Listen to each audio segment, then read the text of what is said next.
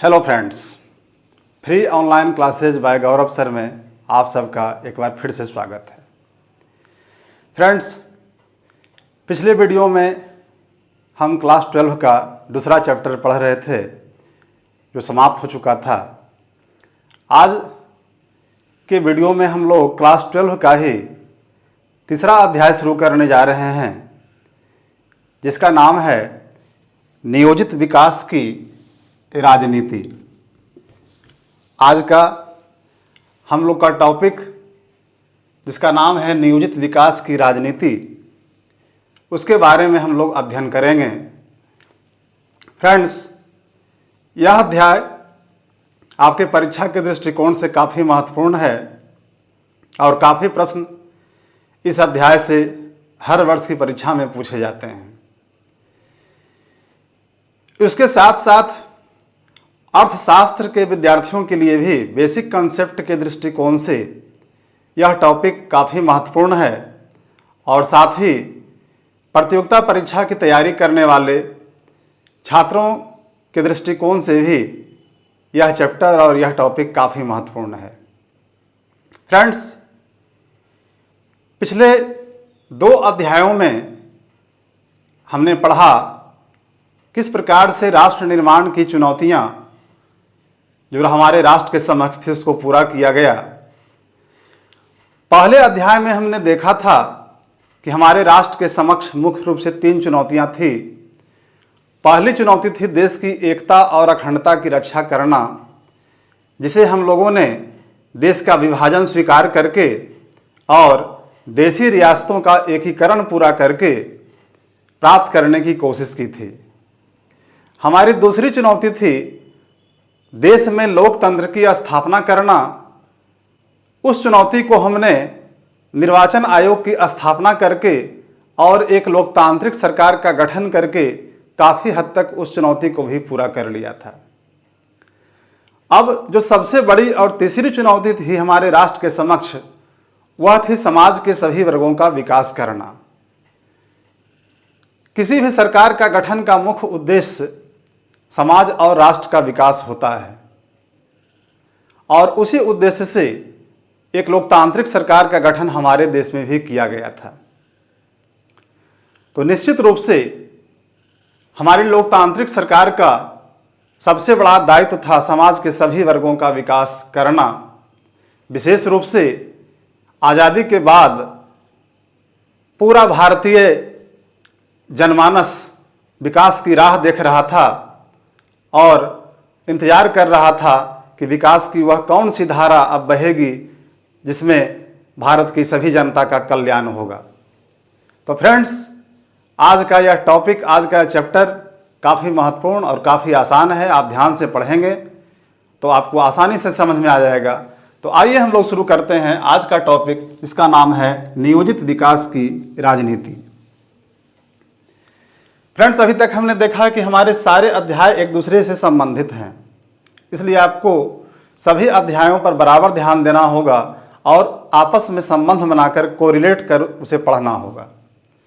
पहले का वीडियो जिनका छूट गया है वो उसे देखकर आसानी से समझ सकते हैं और एक संबंध वर्तमान अध्याय से आप बना सकते हैं। जैसा कि नाम से ही स्पष्ट है, नियोजित विकास की राजनीति, तो निश्चित रूप से इस अध्याय में विकास की चर्चा होगी। डेवलपमेंट कैसे होता है, कैसे होना चाहिए, हमारे देश का विकास किस प्रकार करने की कोशिश की गई, इन सारी बातों का अध्ययन हम लोग इस अध्याय के अंतर्गत करेंगे। तो सबसे पहले हम लोग समझने का प्रयास करते हैं विकास, जिसका कि अंग्रेजी रूपांतर होता है डेवलपमेंट। इस शब्द का वर्तमान में सबसे ज़्यादा महत्व है और हर व्यक्ति अपने अपने अनुसार इसकी परिभाषा करता है और इसे महसूस करता है। परंतु एक सरकार के अनुसार विकास का क्या अर्थ है, विकास का क्या पैमाना है, हम लोगों को यहाँ पर यह देखना है। तो फ्रेंड्स, बहुत ही आसान है। विकास का मतलब समाज के सभी वर्गों का विकास, समाज के सभी क्षेत्रों का विकास, चाहे वह कृषि का क्षेत्र हो, उद्योग का क्षेत्र हो, शिक्षा का क्षेत्र हो, स्वास्थ्य का क्षेत्र हो, सभी क्षेत्रों का विकास यदि होता है तो सरकार के स्तर से उसे विकास माना जाता है।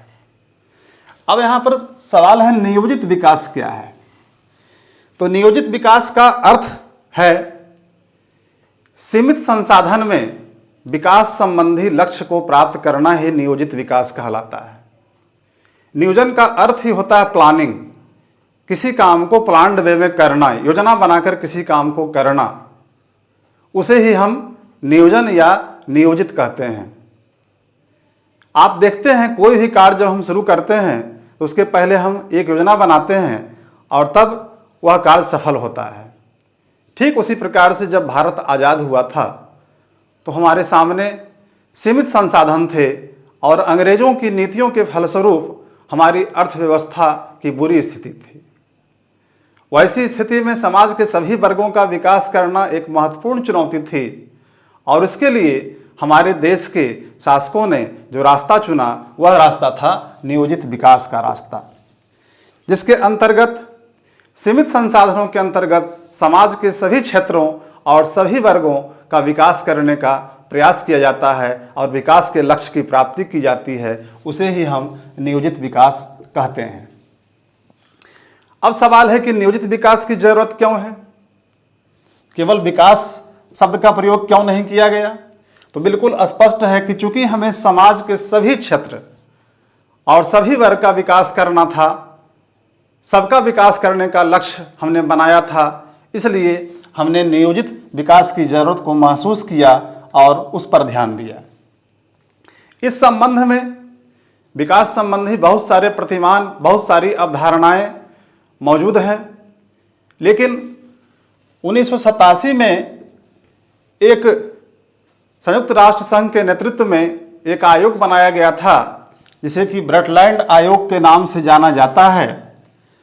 उस आयोग ने 1987 में अपनी रिपोर्ट प्रस्तुत की और उस रिपोर्ट को आवर कॉमन फ्यूचर के नाम से शीर्षक दिया गया।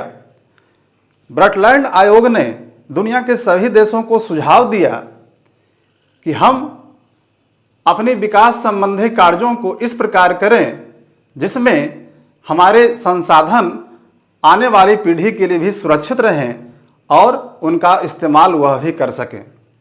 कुल मिलाकर संसाधनों के विवेकपूर्ण इस्तेमाल पर ब्रटलैंड आयोग ने जोर दिया और उसने कहा कि यदि हम संसाधनों का विवेकपूर्ण इस्तेमाल करते हैं तो हमारे लिए सतत पोषणीय विकास की स्थिति बनी हुई रहेगी, लगातार विकास का क्रम चलता रहेगा और आने वाली पीढ़ी के लिए भी संसाधन बचे हुए रहेंगे।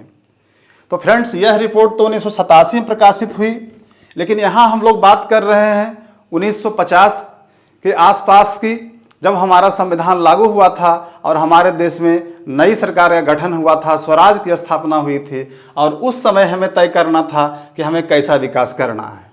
यह एक संयोग है कि हमने जो बाद में आयोग बना उसने जो योजना प्रस्तुत की, उसके पूर्व ही हम लगभग उसी आधार पर अपने विकास के फार्मूले को आगे बढ़ाने का काम कर रहे थे।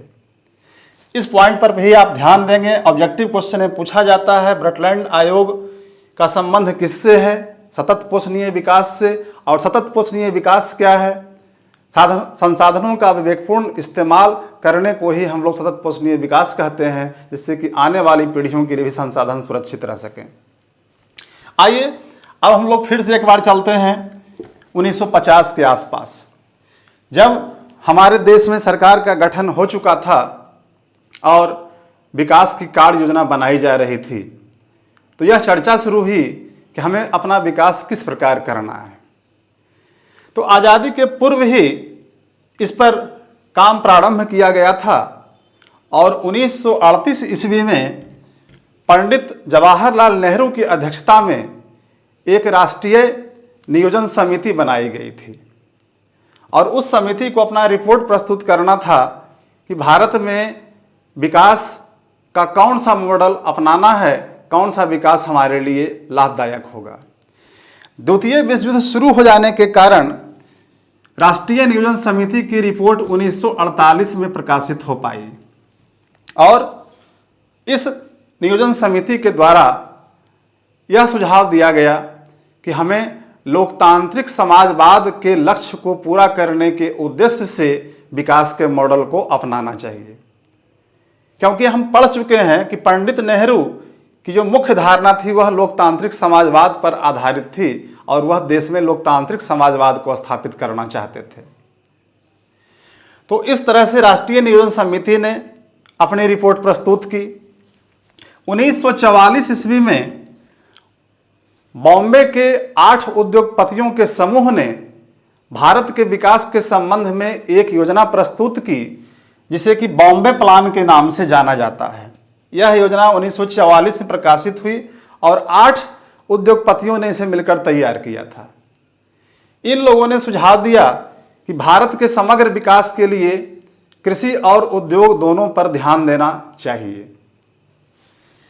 ठीक उसी प्रकार भारत के प्रसिद्ध इंजीनियर और बहुत बड़े विद्वान एम विश्वेश्वरैया, जिन्हें कि 1954 में भारत रत्न पुरस्कार भी प्रदान किया गया था, इनके द्वारा 1936 में एक पुस्तक प्रकाशित की गई थी, भारत की नियोजित अर्थव्यवस्था। बहुत ही प्रसिद्ध पुस्तक है और इकोनॉमिक्स के सारे विद्यार्थी भी इस पुस्तक को पढ़ते हैं।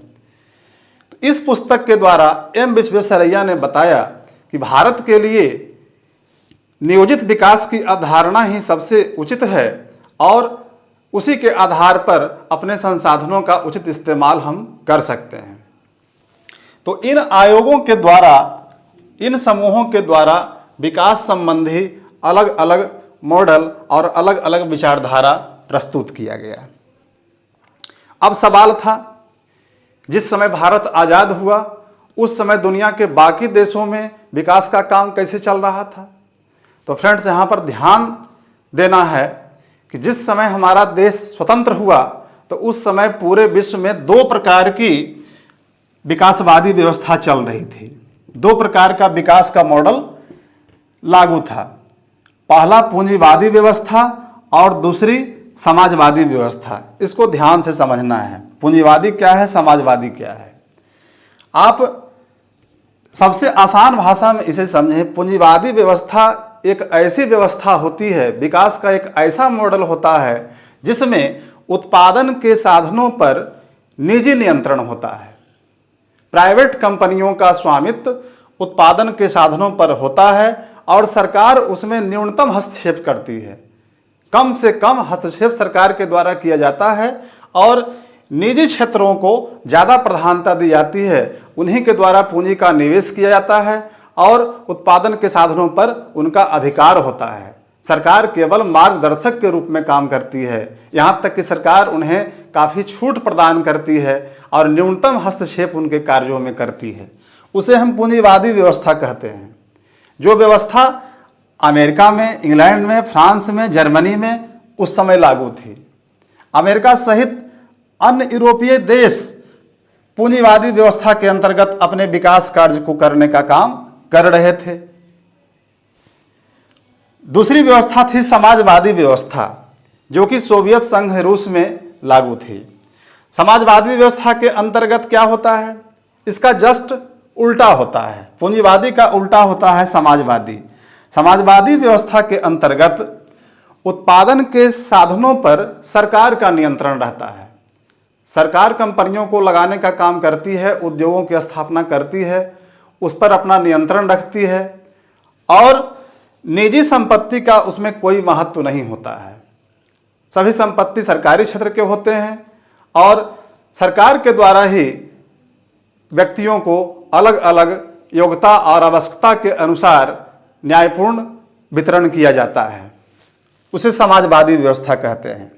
तो इस तरह से 2 व्यवस्थाएं, 2 अर्थव्यवस्था विकास संबंधी तत्कालीन विश्व में लागू थी, पूंजीवादी और समाजवादी।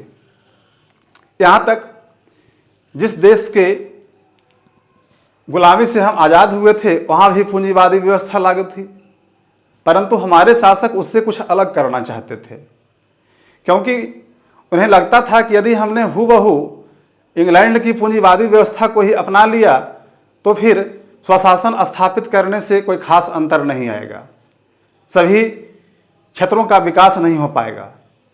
और यदि हम पूर्णतः समाजवादी व्यवस्था को अपना लेते हैं तो चूंकि हमारा देश अभी विकसित अवस्था में नहीं है, तो हो सकता है कि निजी निवेश हमारे यहाँ कम हो और देश का पर्याप्त विकास नहीं हो पाए।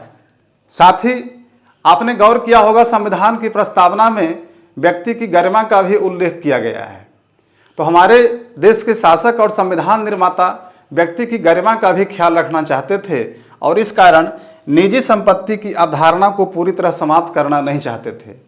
उनकी यह मान्यता थी, यदि किसी व्यक्ति की निजी संपत्ति को सरकार के द्वारा अधिग्रहित करने की जरूरत भी पड़े तो उस व्यक्ति को उसका पर्याप्त क्षतिपूर्ति मिलना चाहिए, उसके बाद ही किसी व्यक्ति की निजी संपत्ति का अधिग्रहण करना चाहिए। तो इस तरह की सोच होने के कारण हमारे देश के शासकों के सामने दुविधा की स्थिति थी कि पूंजीवादी और समाजवादी में से किसे अपनाया जाए। बहुत सोच समझ करके लोकतांत्रिक समाजवाद के लक्ष्य को पूरा करने के उद्देश्य से हमारे देश के निर्माताओं के द्वारा भारतीय विकास का जो मॉडल अपनाया गया उसे कहते हैं मिश्रित अर्थव्यवस्था। मतलब ना ही हमने पूंजीवादी को अपनाया, ना ही हमने समाजवादी को अपनाया, बल्कि दोनों का मिला जुला रूप, पूंजीवादी और समाजवादी दोनों अर्थव्यवस्थाओं का मिला जुला रूप बनाकर एक मिश्रित अर्थव्यवस्था को हमने अपनाया। परीक्षा में प्रश्न पूछा जाता है, मिश्रित अर्थव्यवस्था से क्या समझते हैं? तो आप आसानी से उत्तर दे सकते हैं, वैसी अर्थव्यवस्था जिसमें पूंजीवादी और समाजवादी दोनों अर्थव्यवस्था का मिला जुला रूप पाया जाता है, जिसमें सरकारी क्षेत्र और निजी क्षेत्र दोनों के पास उत्पादन के साधनों का स्वामित्व होता है, वैसी अर्थव्यवस्था को हम लोग मिश्रित अर्थव्यवस्था कहते हैं। मिश्रित अर्थव्यवस्था के अंतर्गत सरकारी क्षेत्र और निजी क्षेत्र दोनों का सह अस्तित्व पाया जाता है और दोनों मिलजुल कर काम करते हैं और एक लोक कल्याणकारी राज्य की स्थापना का लक्ष्य पूरा होता है। और इसलिए हमारे देश की सरकारों ने मिश्रित अर्थव्यवस्था के लक्ष्य को अपनाने का काम किया और यह निश्चित हो गया कि भारत में जो नियोजित विकास या विकास का लक्ष्य पूरा होगा वह मिश्रित अर्थव्यवस्था के द्वारा पूरा होगा। तो इस प्रकार हमने देखा कि किस प्रकार आज़ादी के बाद हमारे सामने विकास संबंधी मॉडल को अपनाने की चुनौती थी। तरह तरह के मॉडल हमारे सामने थे और अंततः अपने देश की ज़रूरत को ध्यान में रखते हुए हमने मिश्रित अर्थव्यवस्था को अपनाने का काम किया। आज की वीडियो में बस इतना ही। अगले वीडियो में इसी चैप्टर के अगले टॉपिक की ओर हम लोग बढ़ेंगे कि मिश्रित अर्थव्यवस्था को अपनाने के बाद भारत में विकास संबंधी लक्ष्य को किस प्रकार पूरा किया गया, उसे पूरा करने के लिए कौन सी संस्था बनाई गई और कैसे हम अपने लक्ष्य तक पहुँचे। आज का यह वीडियो आपको कैसा लगा कमेंट्स में ज़रूर लिखेंगे। वीडियो अधिक से अधिक शेयर करें, लाइक करें, सब्सक्राइब करें, जिससे कि अगली वीडियो का नोटिफिकेशन आपको प्राप्त होता रहे। इस वीडियो को देखने के लिए बहुत बहुत धन्यवाद।